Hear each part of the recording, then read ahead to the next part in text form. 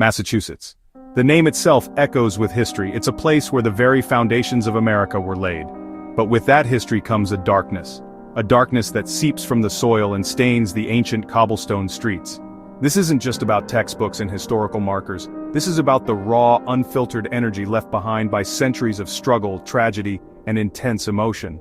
Every town has its secrets. Every old building holds the memories of those who lived and died within its walls. I've confronted entities born from pain and suffering, but there's something different about Massachusetts. The air feels heavy here. Fall River, Massachusetts. August 4th, 1892. This is the date that burned a permanent mark on American crime history. Inside a seemingly normal house at 92 2nd Street, a brutal and bloody act of violence occurred. Andrew and Abby Borden were found hacked to death with a hatchet-like weapon. The prime suspect was their own daughter, Lizzie. The scene was pure carnage, a level of rage that honestly just defies explanation. Although Lizzie was famously acquitted of the murders, the court of public opinion convicted her long ago.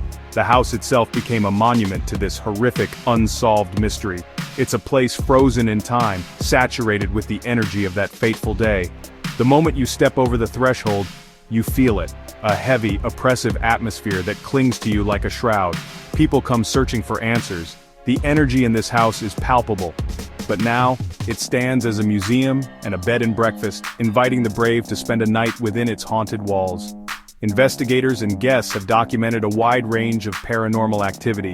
Disembodied voices on digital recorders, objects moving on their own, doors opening and closing with no one there. In the guest room upstairs where Abby Borden met her gruesome end, the activity is just as intense, but different. Help, quieter on playback. A direct communication from the other side. A plea trapped in a loop of her final moments. Perhaps the most unsettling phenomenon is the shadow reenactment. In the quiet town of North Adams, a grand Masonic temple stands as a monument to a promise. Before it was a temple, it was the Houghton Mansion, home to Albert Houghton, the first mayor of North Adams. In 1914, the family prepared for a monumental cross-country road trip. The car crashed, killing a young girl. Overcome with guilt, Witters took his own life in the mansion's barn. Albert and the friend were killed instantly. Mary survived for a few hours, then died back at the mansion. Sybil, the remaining daughter, never recovered. Years later, she took her own life. The Masons purchased the home, fulfilling Albert's promise. They've cared for the property ever since. But they quickly realized they were not alone. Members reported strange occurrences almost immediately. The driver. Later, the chilling response was, "Forgive me." For hours, nothing happened. Then, in the dead of night, the camera triggered. It captured a ball of light, an orb, moving slowly down the grand staircase. "I'm so lonely," a female voice recorded nearby. Footsteps echoing, even the sound of children playing in rooms that had no children. One visitor heard giggling directly behind him. When he turned, the hall was empty. The Houghton Mansion is a complex tapestry of spirits, each with their own tragic story to tell. The weight of the past presses down the moment you walk through the doors. A silent testament to a family's broken dreams. Anchored in Quincy, the USS Salem sits silently in the water. It's a massive heavy cruiser, nicknamed the Sea Witch, a relic of the Cold War era. Its primary mission was goodwill, not combat. In 1953, a devastating earthquake struck the Ionian Islands of Greece. The USS Salem was one of the first responders. Its sickbay became a floating hospital and a morgue. Holding the bodies of the dead, the volume of human suffering left a permanent scar on its soul. The energy of that tragedy is trapped within its steel hull. The sickbay is ground zero for paranormal activity. They report seeing full-bodied apparitions of nurses and doctors still tending to spectral patients. One well-known spirit is a young woman named Sally. "I'm here." Visitors captured EVPs of a female voice humming and softly singing a lullaby. The ship is also home to spirits of former crew members. People report phantom footsteps and the clang of tools being dropped. A common apparition is a man in a white naval uniform walking the decks at night. Security guards have seen him, only for him to vanish when approached. The USS Salem is not just a museum ship, it's a city of ghosts. Salem, Massachusetts, a city forever linked with the infamous witch trials of 1692. Standing right in the heart of it all is the Hawthorne Hotel. The hotel sits on land once owned by Bridget Bishop. Her apple orchard was here. Most reports come from the 6th floor, specifically room 612. Guests reported hearing a woman crying and feeling unseen hands touching them in their sleep. Room 325 is another hotspot. Lights and televisions turn on and off by themselves.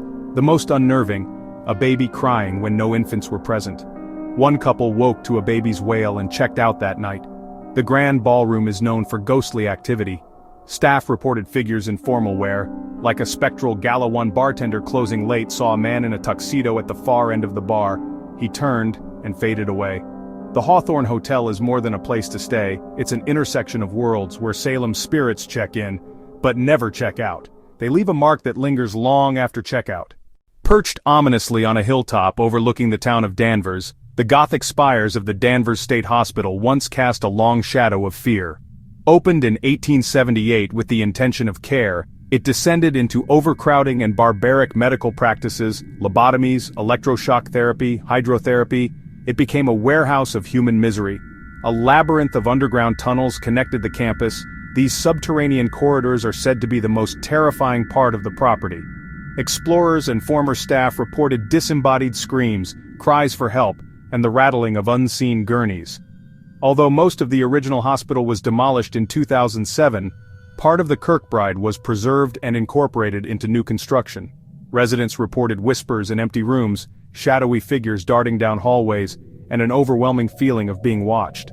One resident woke to an apparition in an old-fashioned hospital gown standing at the foot of her bed, its eyes hollow with sadness. Investigators walking the grounds captured EVPs filled with confusion. Photos show strange mists and orb anomalies over the numbered graves. Danvers State Hospital is a scar on the landscape, a place where immense human suffering has created a powerful and lasting haunting. Its anguish still echoes in the tunnels and halls. Why Massachusetts?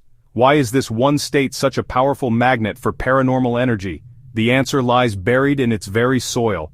From the religious fanaticism of the Salem witch trials to the bloody birth of the American Revolution, this land was forged in extremes. These were moments of profound fear, righteous anger, desperate hope, and devastating loss. Each of the locations we've explored represents a pinnacle of human emotion. The EVPs we capture, the apparitions that are seen, the physical sensations that are felt, they all point to one conclusion. Investigating these haunted Massachusetts locations is about connection. With history, with people, with something beyond.